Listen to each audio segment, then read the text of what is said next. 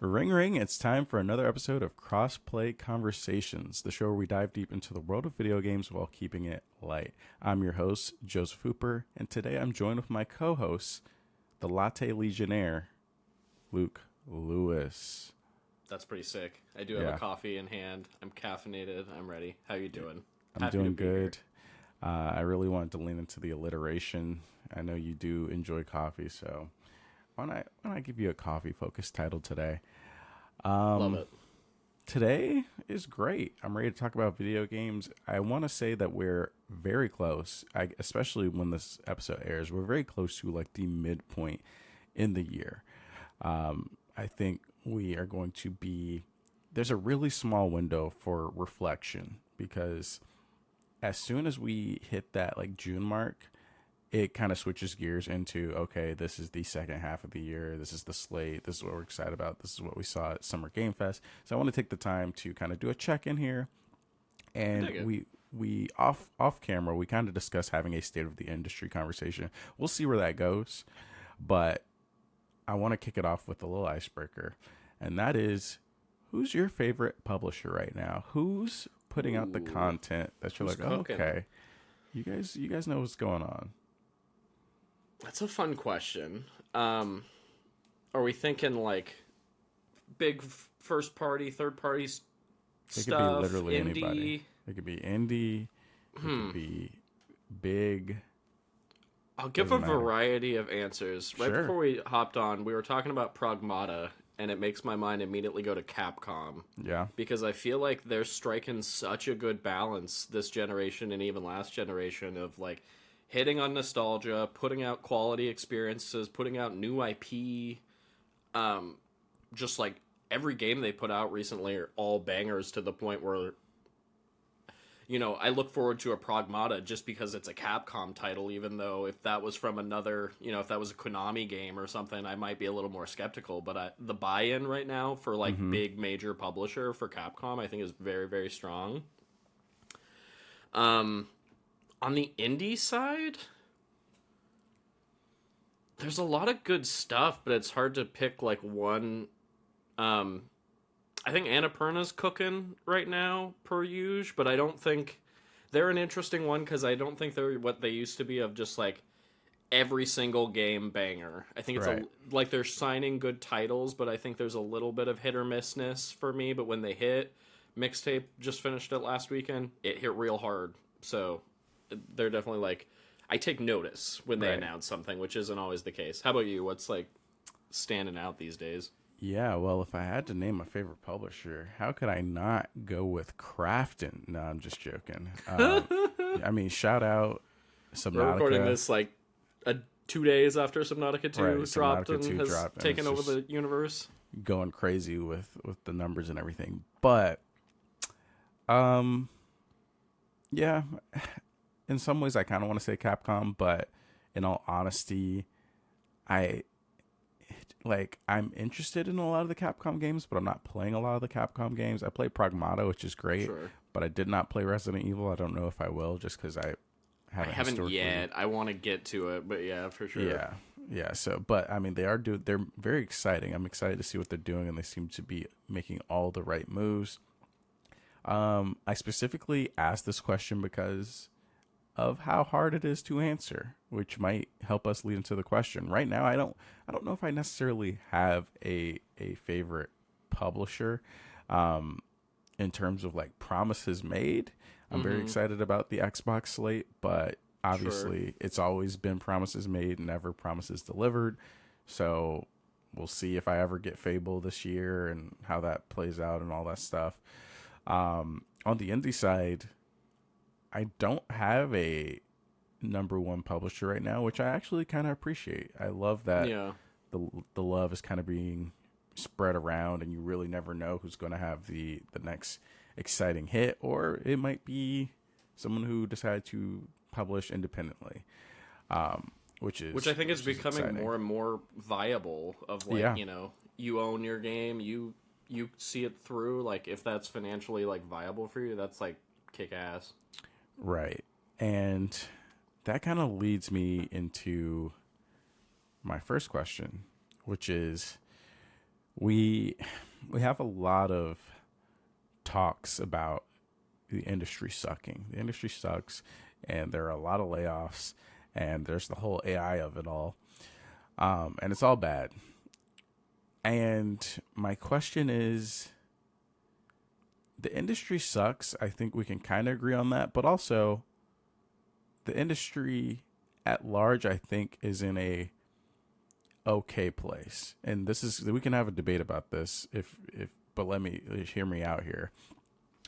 I think that the fact that there is no top dog, and it is kind of like everybody has to adapt to try and keep their place in first place or second place or whatever, whether it's the big top dogs or even on the indie side where it isn't Devolver being the people that are owning all the top titles or whatever. I think that's kind of the place that in a way we always wanted to be in, where competition is healthy and everybody has a shot at making it big, and everybody has to really work hard to curate and think about what they're putting out in terms of titles and everything. Unfortunately, I don't think that we want to have gotten to it this way, because it almost feels like the industry has been blasted back to the Stone Age, and a lot of people are set to, set to round one again, or whatever, set to ground zero again, where they all have to build back up, even PlayStation to an extent with the live service push. But I think as a gamer, I mean, it's a feast. It's an embarrassment of riches. There's a lot of games out there, and there's a lot of creatives out there that are shining like week after week, whether it's, Call of the Elder Gods. That team just put out a title. I don't know how well it sold, but I think that was a great game that got its little moment to shine. Mouse PI Sure. for Hire had its moment to shine. It's not like Devolver owns the conversation in terms of which games get to be the big ones all the time, or it's not like Xbox or PlayStation are owning the conversation. Capcom is coming up, which wasn't historically all the case. So I want to get your thoughts on, like, yes, the industry is bad. Yes, layoffs are happening, which is kind of like, it's hitting everyone, but it seems to be hitting the mega corporations, obviously, who hire a lot of people. Sure. How do you feel about the industry, maybe from an outsider looking in, but also as somebody who has been playing these games and has been having certain favorite publishers over the years coming into 2026? Yeah, it's a weird dichotomy right now, and I feel like we talk about it frequently on the show, but just this idea that, like, financially the industry is in a really rough place, but creatively it's arguably in one of the best places it's ever been. AI slop aside, right, not referencing that, but just in terms of, like, technical achievements and cool artistic visions that are being realized across games. Like, there's so many cool things to play. I think the positive thing of what you're getting at is that element of, like, we're at this impetus where, like, any game can have a viral, commercially successful moment, and there doesn't really feel like there's that gatekeeping of, like, you have to have a first party or third party publisher deal, or you have to have crazy marketing budget, and you have to do all these different things. It's like, the right social clip or the right timed release date, or just like the right core concept hit with the Steam algorithm can kind of propel you to a point of financial success, which is really, really cool.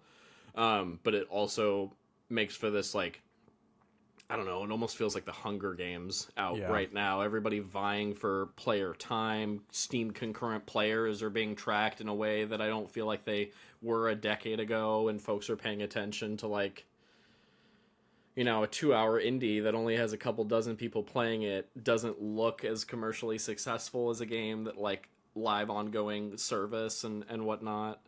Right. I'll segue into a weird, unique example that's kind of interesting to pick apart amidst this conversation, but Bungie just released Marathon earlier this year. Mm-hmm.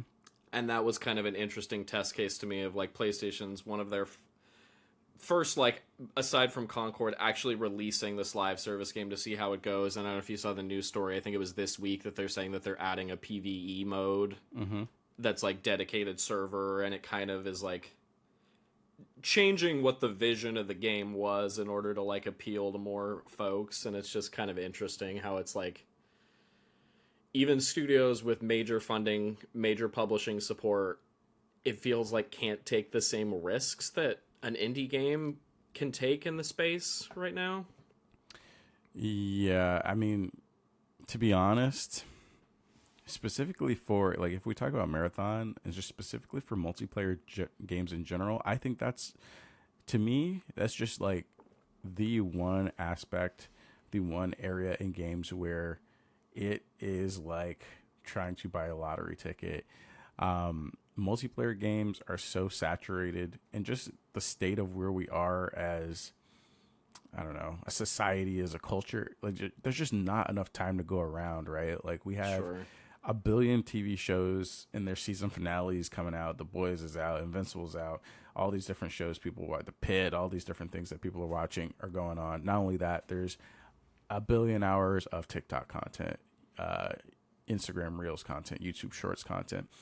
So, and a billion games as well. So I think, when we talk about Marathon specifically, and I don't think this is a novel concept, but multiple years ago when Sony announced that they were doing this, we were all kind of just like, wait, what? Why? Like, you guys have the blueprint, and to make several games within your own house, you're kind of inventing this Hunger Games like battle royale style situation where each studio is effectively pitted against each other because, hey, I am being tasked with making this game that is supposed to occupy people's time for years to come, right? And you can't make 6 different studios have 6 different products that are all vying for people's time, once again, against everyone else that's out there in the industry. Not only that, but you're paying for servers. You have to have people that are constantly updating content and creating skins and all these and maps and balancing and all these things. It's just like one of the more riskier bets to make. And multiplayer games in general, I think, just there's going to have to be some change, some evolution, because you can't, in this day and age, in the big 2026, spend 3, 4, 5 years making a multiplayer game that you're going to, it's not like a single player game where you make it and you put it out there and you're like, okay, finally, my vision is out there. I can see how people receive it, and we can maybe reap back the cost of development. Multiplayer games, you're still bleeding once you release the game because of the servers and everything. So, yeah. I don't like, and also you tell me what multiplayer games are you playing nowadays? That's an interesting segue, because I was gonna say that, like, I also bring up Marathon as an interesting test case because, like, I was such a hardcore Halo kid of the LAN party era, even into the Xbox 360 era, and playing online after school with friends and stuff. Yeah. And even into college, but then totally fell off. And in my adulthood, that's just like not really how even our friend group consumes games, here and there for big releases, but not like consistently night to night, something we're hopping on and doing. But the recent emergence of the friend slop genre, and I say that fondly, has really kind of changed the game of, I have a group that I would say like every other month, maybe once a month, we're hopping on for a Friday evening of games, and we're playing stuff like Peak or Repo, or recently we've gotten into Super Battle Golf, and all these games that are around the like $5 to $10 price range. And they're getting these regular content updates, and in a lot of ways that it kind of represents what I feel like the future of multiplayer in the industry could and maybe should be, where, AgroCab spent a couple months working on Peak, sold it for a few dollars, and it was one of their most successful titles to date. And it's this neat thing where it's like, it's a sustainable dev cycle, it's profitable, they're continuing to update it after the fact. Folks play it for an evening, but then they come back months later when there's a new content drop, and there isn't this same like concern for, I feel like every major big budget AAA shooter that launches in multiplayer, it's like, oh, there's not enough maps. Oh, there's not enough modes. Oh, there's server. Like, there's always like some caveat that's like they needed more shit, essentially. But I never hear that same conversation about these smaller indie titles, and I think that's kind of cool. And I just like kind of how the mindset of even the general consumer is approaching these games, of like low investment point, low time investment, but also just a positive sentiment as a result. Yeah, I think that's where the difference lies, is like when a game like Marathon comes out, you immediately look at it and the game kind of tells you it wants you to invest your a big chunk of your life or your time Sure. for hobbies into this game. Like, hey, you were going to build this arsenal of weapons. You're going to keep doing these runs. We have seasons. Like, it's setting you up for, hey, you're going in for the long haul. Whereas Peak, I've played Peak maybe 1 or 2 times, and I had a fantastic time. And if that was my Sure. only memory of it, great. Also, it was made in like 2 months, 3 months, Yeah, something like just that. like as like a game jam thing, and that's the part that I Exactly. think is just amazing. Yeah. Yeah, so I agree with you that like when we talk about evolution of multiplayer games, stuff like that, things that you can like experiment fast and get out there fast and just have people enjoy it for the time that they have is fantastic. I know there will always be a space for people wanting their Call of Duty adjacents and everything like that, where it's like, oh, okay, yeah, this is a game that we play a couple times and that's it. But even on the indie side, we had, well, somewhat indie, we had Last Flag release, which from the lead singer of Imagine Dragons, I believe, who headed that studio. And it's already like, they're already like, yeah, we're not doing any more updates because it just didn't make as much money as it needed to, which is unfortunate, but also it's just way too hard nowadays to do that. Like, it's like, okay, it's kind of like when you're creating a multiplayer game, all intents and purposes, is like, I'm going to make a movie right now and I'm going to try and make my money back at the theater. Like, it's like, Mm-hmm. oh, it's like, what are you talking? It's your very first movie, or even if it's not your first movie, there's so much competition and so little screens, and there's like so little options for people to actually go out and, you know, choose your movie, that it's like, it's just too big of a risk. Whereas you have something like, I don't even know what's the most popular. Oh yeah. I mean, I guess Subnautica 2 is not really the best example, but it is okay. I had this conversation with Arsene yesterday or the other day. My co-host from Player, for people that don't know, it's kind of baffling to me, right? Because we have reports of specific games, right? And I'll take Saros for example, which we don't really know how well Saros sold. We don't actually know the numbers. There was a report that said, oh, it sold 300,000 so far, and people dispute that.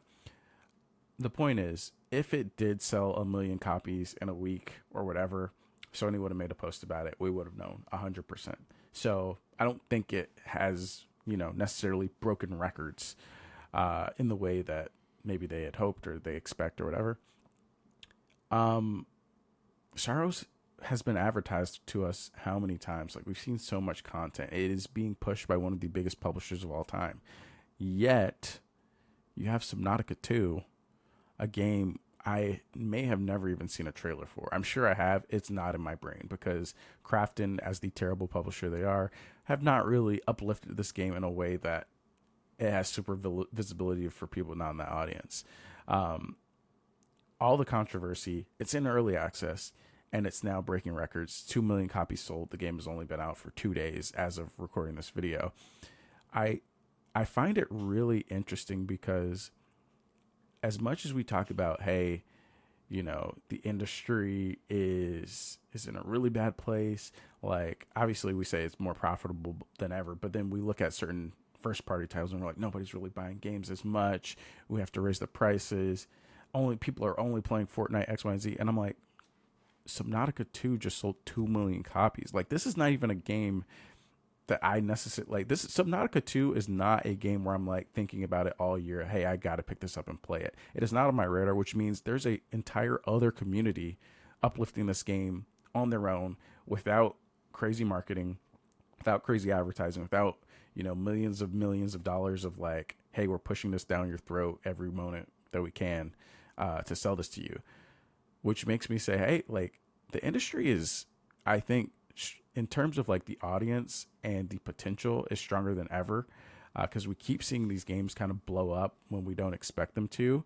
I just think that the old foundation of what we were used to in terms of like the games people usually bought, or like the way we market to them, I think that's completely different now, in my opinion.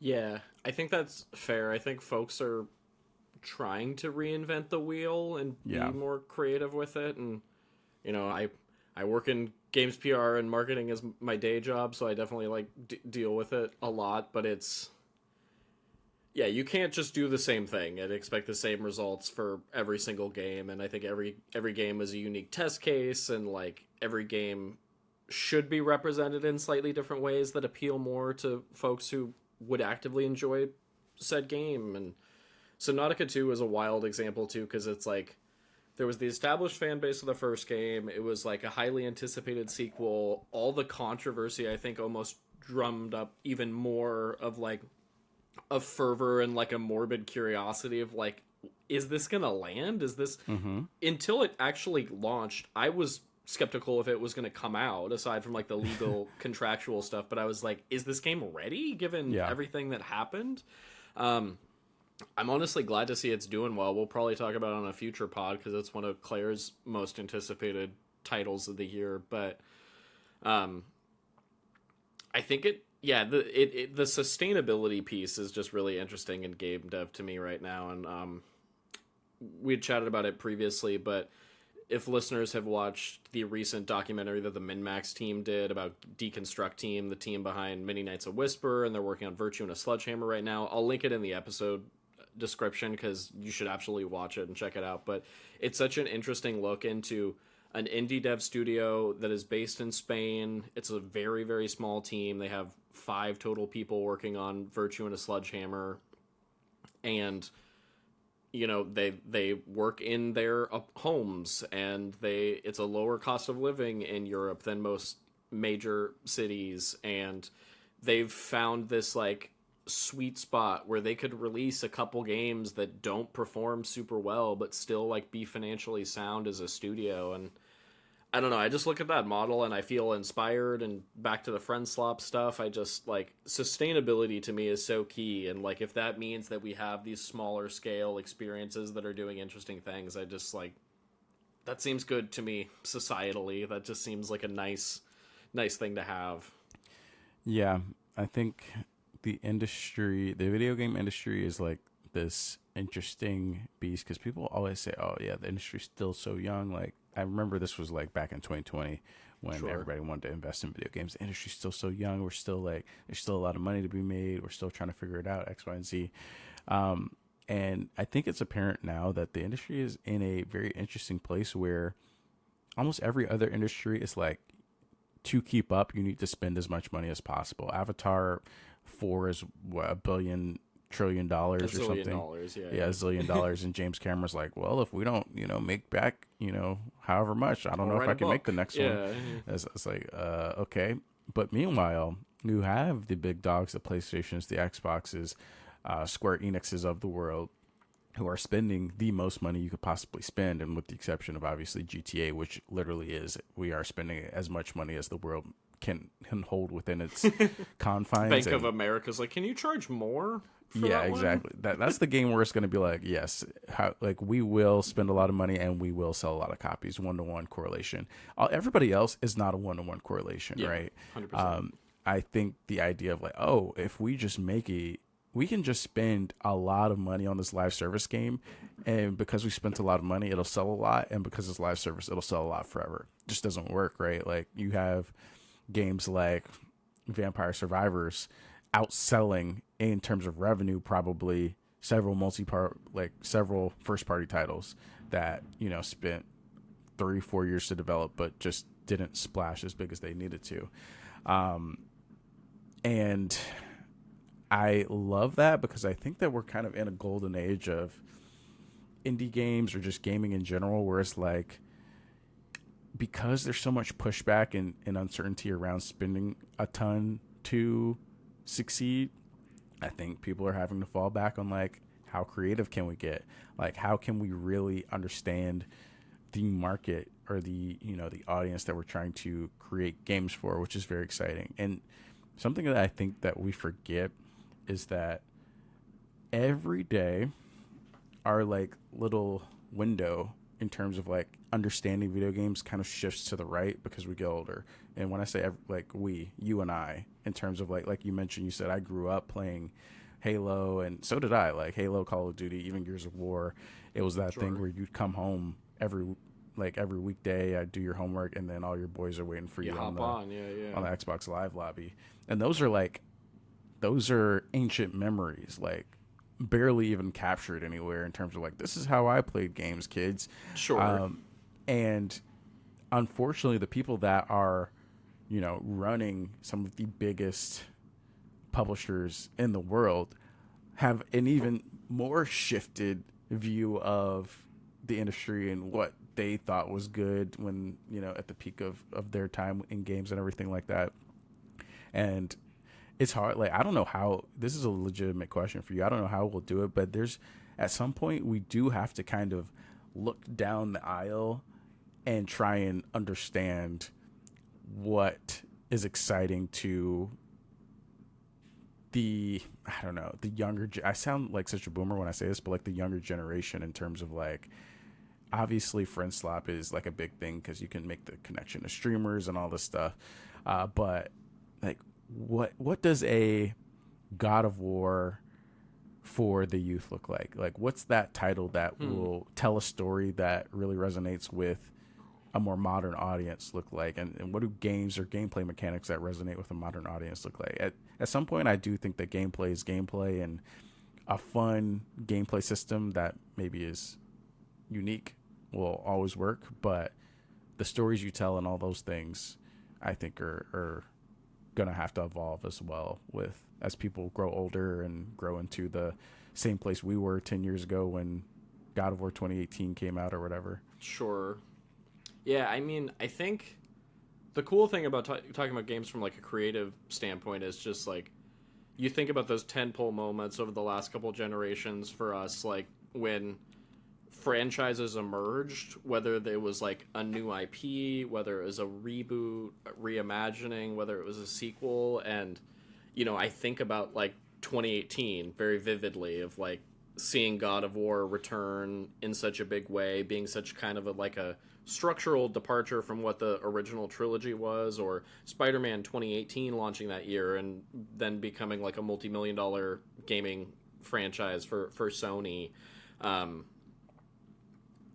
I always get excited when those moments happen and we kind of see the evolution of it. Like when you're playing something and you're like, this is special, this is going to be like the differentiator over the next couple of years.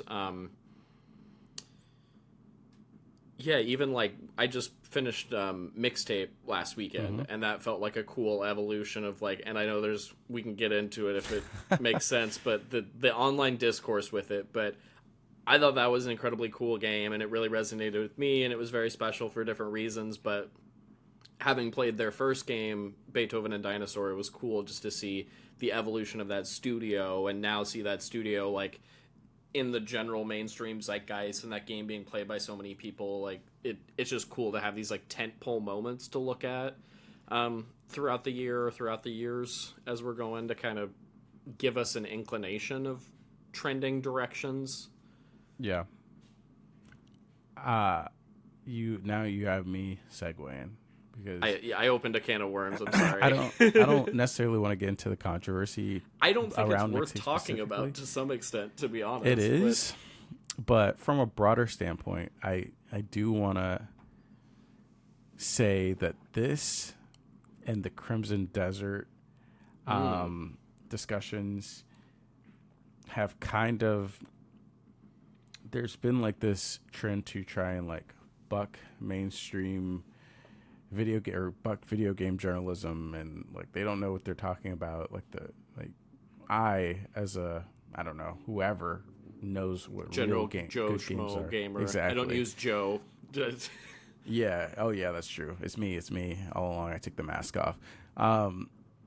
Yeah, I think another like aspect of this whole thing is like the way people, first of all, internet is fake. It's not real. A lot of these conversations are like completely manufactured and nonsensical and are a waste of your energy, quite frankly.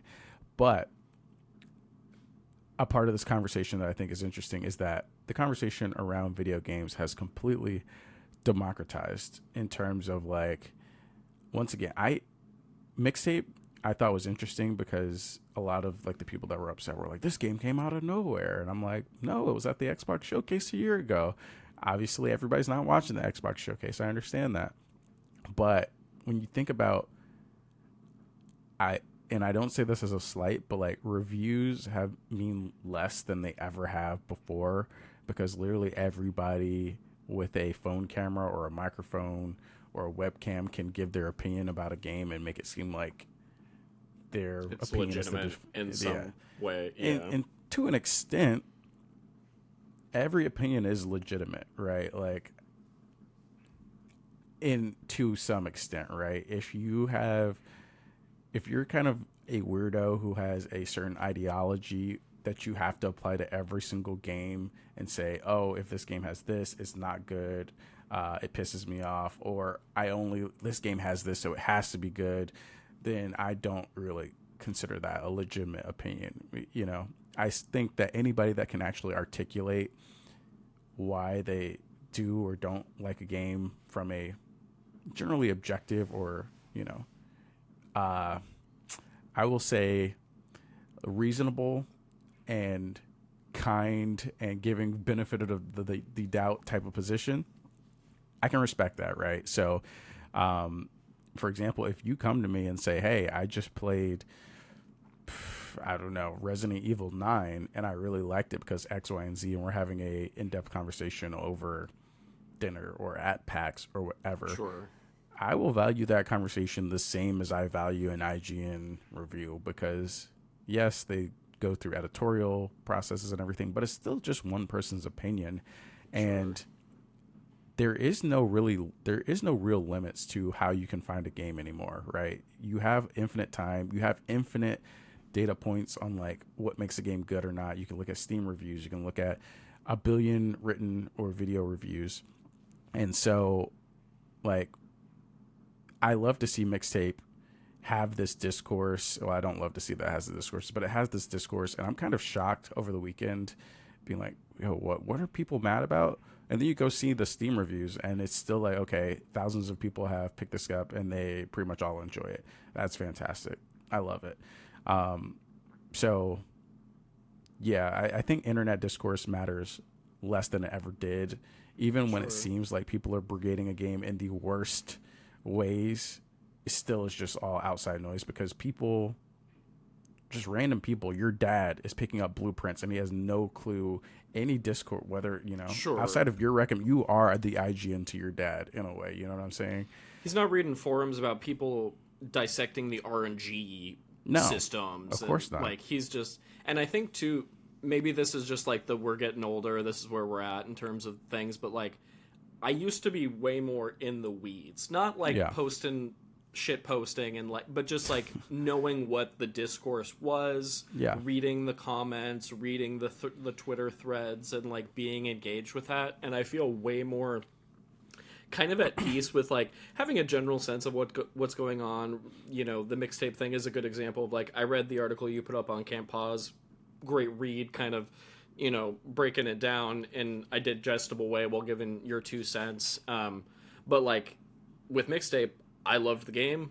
I read your piece. I read a couple other takes, and I'm like, cool. I'm good. I'm content with how I feel about the game, and I kind of have a sense of what's going on. But I'm not like, I don't feel the need to like defend and like get up on my soapbox like I once did for something. Like, it's just like, all right, well, let the fire burn over there. I guess I'm gonna be over here. Yeah, I mean, and I think, you know, I'm kind of like self-sabotaging in a way, because I'm like, you don't really need that many opinions on a game to like figure out if you enjoy it or not. Like, kind of, I'll take another one. Another controversial one was the Mouse PI for Hire one. I think IGN maybe gave it a 6, and people were mad because the person said, you know, maybe there's too many cheese puns or something. And I watched the review. Great. I know what I look for in a game, and specifically the parts of the review that were brought up as like, you know, negatives didn't really resonate with me. But ironically, on this very podcast, when Jacob talked about Mouse PI for Hire, I think he said he may or may not have given it a number, but he said it's pretty good. He really he enjoys it for what it is. Yeah. and this is a mostly positive review, but he said it's mostly a boomer shooter. You're not getting many of the detective elements. So if you don't like boomer shooters, this might not be, this probably shouldn't be the number one game on your list. And it's funny to me that positive review pushed me away more than the IGN negative review, because I feel like it all, nowadays there are so many games, so many genres, so many ways to kind of build your own palette, your seasonal color, as they say when you go to the, what is it called, the color theorist, or sure, whatever. Yeah. I have my own like video game color. I know what it is, and I can listen to any review, positive or negative, and say, I understand that you're really high on this game, but the things you're high on are not really things I care about, or actually I don't really love those types of elements when they're prevalent in a game. So I think it's easier than ever to tune out discourse, because when people are shouting that mixtape is not a game, there's no gameplay, I'm like, okay, like I don't care. Like I've played mixtape. I enjoyed the story for what it is. You may not have enjoyed the story, but very clearly within 5 minutes of playing the game, I realized that the tone was for me. Not necessarily, once again, not necessarily because of all the bands and all the things that were in there, because it was nostalgic for me, which is why some people decided to give it a 10. It wasn't nostalgic for me, and I don't know the bands in the game, right? But I still appreciate kind of the general game direction and the art style and all these things and how that all comes together. So especially when we talk about the state of the industry, there's a lot of discourse around, and I think both positively and negatively, sometimes we have a view that a game is definitively good, a game is definitively bad. And while I do think that was more important when there were a few people controlling which games get advertised to us and which don't, now I don't think it really matters at all. Like I only really care about what the experience is and how that relates to my preferences. Yeah. And I think that conversation, like the difference of opinion can also be a positive thing in a sense of like, I can love a game that you thought was fine, or vice versa, and those opinions can coexist, internet. Easily, you know what I mean? And like, I don't know. I'm excited for, like, our Game of the Year discussion is always fun, because I feel like in the past couple years, especially, like, between you, Jacob, Claire, and I, like, we always each have, like, at least a game or two that, like, we really champion the heck out of and really enjoyed, and maybe it didn't hit with everyone else, but, like, then we just end up with this cool list of 40 games that listeners can kind of grab bag of, like, well, I do really like narrative games that Luke is speaking to, or like the more puzzle solving aspects of things that you're highlighting, or different things. Claire loves like more like life sim RPG stuff, so that's a whole nother realm of genre that you can dive into. So it's I've always loved finding like folks that, like, not that I align with, but just that, like, have similar tastes, generally tend to like games that I really enjoy, and then when they talk about something new, then you can kind of, take what you want from the conversation. Yeah, 100%. That kind of leads me to my next question for you, which is, in the big 2026, we're always going to have our big tentpole titles that we're looking forward to, the Wolverines and the Saroses and the Fables of the world. But I think those are really having the impact of those games are getting kind of watered down because of just how many other games that are releasing surrounding it. Like, there are a lot of surprises, a lot of like indie games that may hit bigger than we expect it to. How do you feel like over the next several years we're going to evolve? Maybe for you personally. I also don't know exactly how you play games nowadays. I know as we get older, we have less and less time. Do you feel like the tentpole titles are still going to be holding up the industry for years to come? Or do you think it's going to be kind of like a wild, wild west of like every month there could be anything, a Mugenics that comes out and just takes everybody by storm? And then it's like, okay, now it's February's turn. Who can dominate February? As opposed to we're all just waiting for Halo Infinite to drop in August. For sure. I mean, at least for me personally, I feel like the waiting doesn't really exist anymore. Yeah. And maybe it's because, like, I love indie games so much and I'm following that side of the industry so closely that, like, I always have something to play. My backlog's always massive. Week to week, there's always something coming out that I'm at least, like, semi-interested in trying, especially with stuff like Game Pass, or, like, we're in a privileged position where we get code for games, so it's, like, the barrier to entry is so low for me to jump in to a game, whereas, like, buying that $60 game, you know, when we were younger was more of an investment. Yeah. It was interesting jumping into Saros at launch because I think that's the last time in the last, like, few months at least that I sat down, booted up my PS5 with a retail AAA game disc and played it. But yeah, I think the waiting has kind of been replaced by indies of, like, I'm very excited for Lego Batman coming out next week as of this recording, and James Bond 007 First Light coming out. Like, those are two huge AAA budget games that I'll definitely play, but in the interim, I'm, like, slotting in so many smaller titles, and just generally happy with that experience. And I feel like it is... The games industry is an interesting one because I feel like everyone can... there's enough to go around. Everyone can have a slice of the pie in a sense of, like, general consumer. I can buy an indie game and I can buy a AAA game, and if I'm interested in both, I will. Yeah. So it's kind of interesting, but where are you at with it? Yeah, I think I'm kind of similar to you in that there is no waiting. I would be blessed to be able to play every single game that I want to play because there's just that many. But I think the days of us, like the console war and the console race, I think have mean less than ever because the big publishers cannot put out games at a clip fast enough to be relevant in the conversation, right? Sure. Like, sure, you show me a trailer of Intergalactic and you say it's coming 3 years from now. It's like, well, buddy, I have about 100 games in those 3 years that I'm going to care about. We'll see you then. I'll make the reservation, you know? And, I hate to say this, but Intergalactic's going to come out. I'm going to play it for probably 20 hours. And then I bet you the week after Intergalactic comes out, there's another game that's going to come out that I'm just as excited for. Now, I'm not saying that Intergalactic might be one of my favorite games of all time. I don't know. But in the way that it's like, okay, you have these two mechs. One is the PlayStation mech, one is the Xbox mech, and they're just slugging back and forth with these releases. I feel like that just is not a thing anymore, and people don't really care anymore to that extent.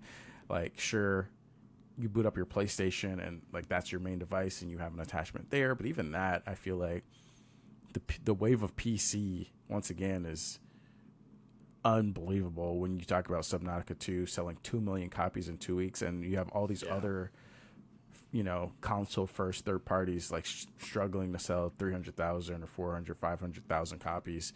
I'm like, yeah, the PC epidemic is on the way. Like, I don't know. We can delay it as much as we want. We can take our PlayStation games off of PC. We can turn our Xbox into PC. It doesn't matter. Like, people are going to be playing PCs as a primary source of gaming several years from now.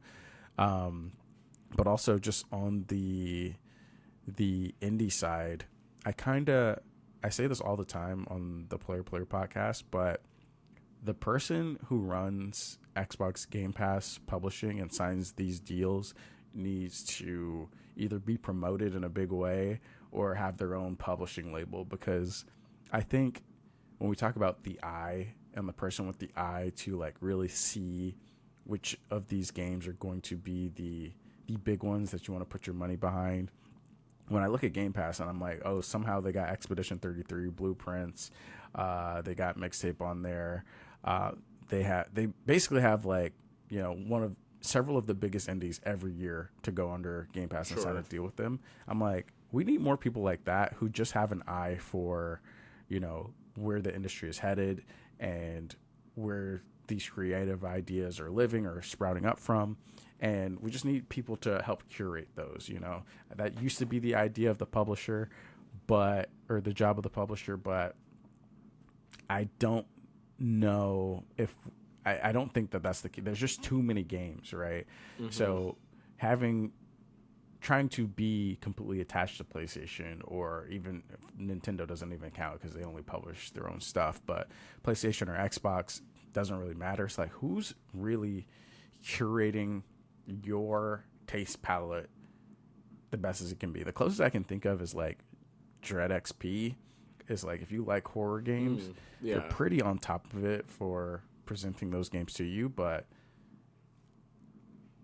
2-3 years ago, we were sitting there waiting with anticipated breath for the Devolver Digital Showcase, and granted, I still am. If they do one this year, I'm very excited to see it. Totally. But I don't think that they have a monopoly on the weird, wacky, edgy games anymore, because they're everywhere. I think they're in an interesting place, too, where I felt like I was always hyper aware, like 2-3 years ago, of what exactly they were putting out when their games were hitting, and now they have so many games that they're supporting and that they're putting out there that, like, I can't keep track of all of them, and every time I go to a PAX, there's a new couple that I've never heard of, which is rad. Like, I'm glad they're in that position, and I think it's, like, good for the industry and the indie scene to have that, like, scale happening. But yeah, as a consumer, it's, like, hard to keep track at any one given time, and the Game Pass tie-in is interesting, too, because, like, amidst the subscription model conversation and all the CEO or the studio president shakeups and whatnot, I haven't canceled Game Pass. I've kept it, and I've been so close so many times, but they do have this steady stream of indie games releasing, that there's always, like, each month there's at least 2 games that I would like to check out. This past month it was Replaced, it was Super Meat Boy 3D, it was Mixtape, and it was like, okay, subscription paid for itself, just if I want to play those 3 games, which I did. It's also interesting getting into, like, Xbox specifically as a platform. We've talked a lot about Double Fine on this podcast. Like, we're such big fans of Double Fine, and they're in a really interesting place right now, making these smaller titles like Keeper and Kiln, and similar to the conversation about, like, sustainability in the industry, like, I hope that they're finding success with that, because they're a studio I love, and I worry about the industry at large within that. My one aspect of that is, like, I just hope that the money that is either leaving the studio or coming into the studio is so insignificant to Xbox as a whole that they're like, oh yeah, you guys, we'll keep you guys on as like a hey, we're doing a good thing for the industry. Like, obviously Double Fine is not the studio that is built to sell millions of copies and make millions of dollars, but if they can, like you said, make a game that's self-sustainable, and they constantly have multiple projects going on, great. They can kind of justify their relevance, which I think they have, at least publicly facing, like, as much as we know. But yeah, we'll see. I don't even know. I feel like the idea of the big studios within big publishers has been, like, so negative recently. Like, when we talk about the video game industry sucking, I think obviously there's a lot of smaller studios that are shutting down, unfortunately, due to loss of funding and everything. But on the bigger studio side, it's just like this failed experiment of, like, all right, Bungie spent how many years on Marathon? They spent $300 million or whatever, maybe some $1 billion, I don't remember, to buy Bungie, and they just have not delivered. Or even the best studios, Naughty Dog, spends all this time to make Last of Us, and they just cancel it. Xbox closing multiple studios. I just feel like this experiment of, like, hey, we own 10 studios and we're all trying to work on it, just has not seen the best of days lately, and I'm hoping it'll get balanced out. Obviously, we just had Sorrows, which I hope does well enough. We had Ghost of Yoto, which I hope does well enough.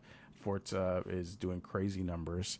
I hope that we get to a more balanced position of, like, every game doesn't need to be a home run or, like, insane million copy seller to justify its existence. But It sure does seem like a lot of these other independent studios, like when you compare a premier independent studio versus a premier publisher first party studio, it seems like, they kind of got their shit figured out a little bit more on the independent side because they were born in the shadows type beat. They know how to build sustainable titles because they have to survive. So yeah, I don't know. Like first party, I'm not worried because I know there's like an infinite pool of money. As much as they say they're losing money and they have to cut costs, there's an infinite pool of money, and there will always be good ideas, some good ideas coming out of there. But it's kind of just sad to me to see that it doesn't really have the pioneering power that it did 10 years ago, right? Sure. When Sony was the forefront of like, we just made 5 new IPs that are all bangers and that are all defining the industry as like the best products.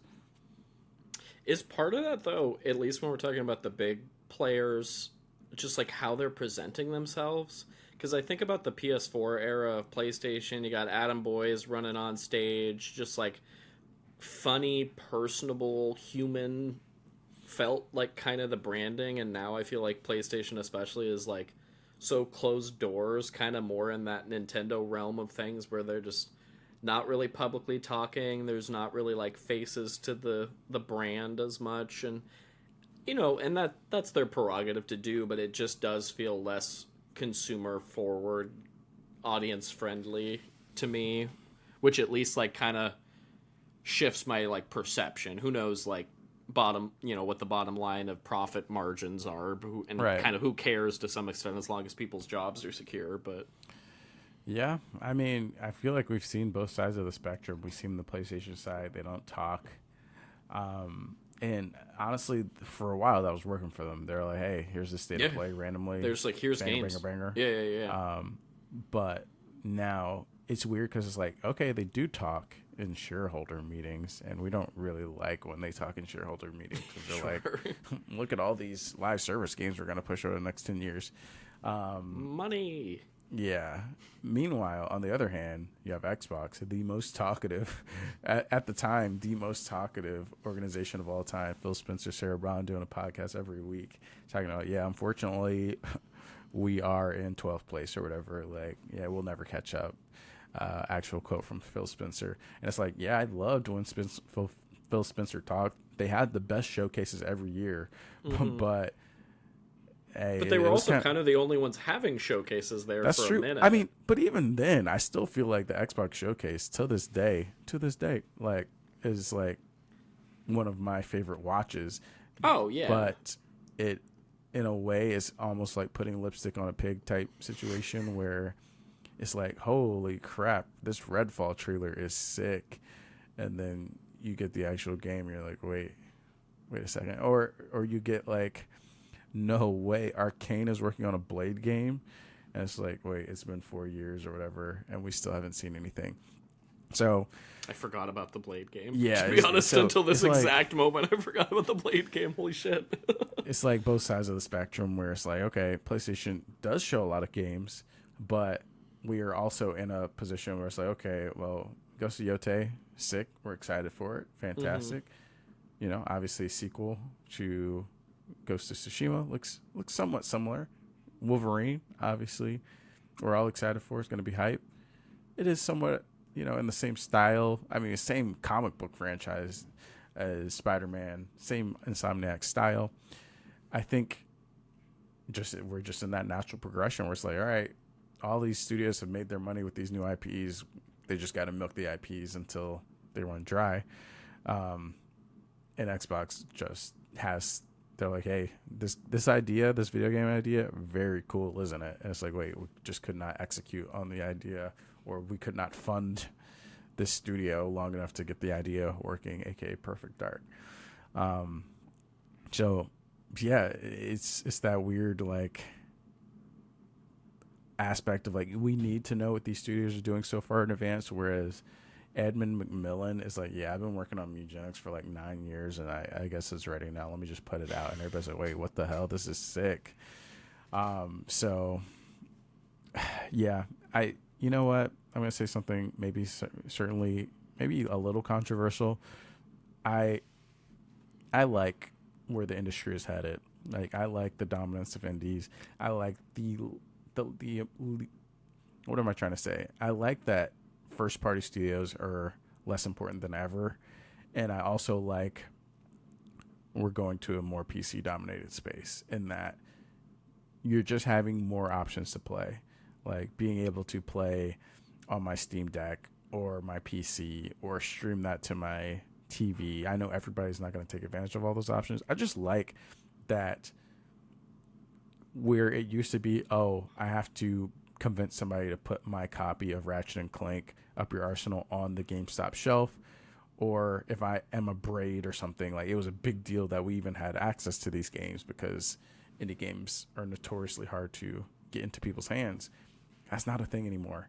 Like Steam is making it so that I can play my copy of Call of the Elder Gods, which I keep bringing that game up. Everybody should play it. It's a bad example because it's on Xbox and other consoles, but I can play that, you know, on my TV if I want through Steam Big Picture or on my Steam Deck. And like everything's just so versatile.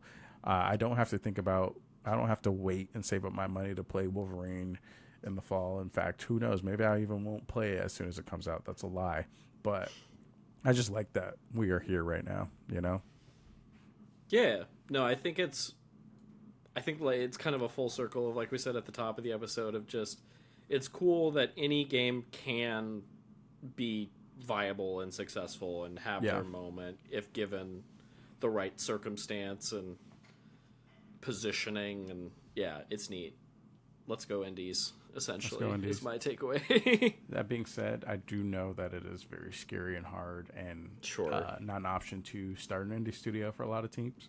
Indie studios are very small, so a lot of people need jobs. So I do want first parties to succeed. I just wish that they would take more conservative risks. I wish they would take risks on games that don't need to be supported for an infinite amount of time and maybe lower their sales expectations or their revenue profit expectations. That'd be great. Thank you, Luke. We'll get it done. let us end here with, since we've talked a lot about first party and indie and all that stuff, what's your most anticipated first party game? What's your most anticipated indie game on the way? Oh gosh, for the rest of the year, I'll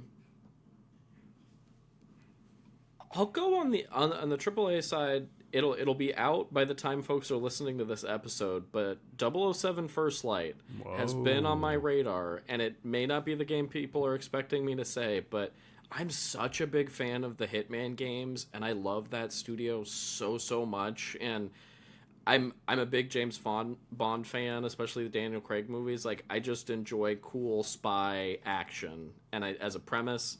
So when those preview impressions dropped a few weeks back, and they were across the board glowing, I just haven't stopped thinking about that game. So I'm just excited to have like a cool Uncharted movie-esque action movie in the spy universe with cool, weird, immersive sandbox shit. So I think that's going to be my jam. And then on the indie side, I mean, the big one will have Mina the Hollower also by the time this episode drops. So that's probably my front runner. I'm just excited to support our folks at Yacht Club. How about you? What's on your radar? Big and small. Big would probably be Fable. That's my mixtape. That's my nostalgia bait because I did play Fable 2 and 3 on the 360 back in the day. Really enjoyed those, and I really enjoyed the preview that they showed. I really hope that it comes out this year. That's my big one because everybody's getting me scared saying it's going to get delayed.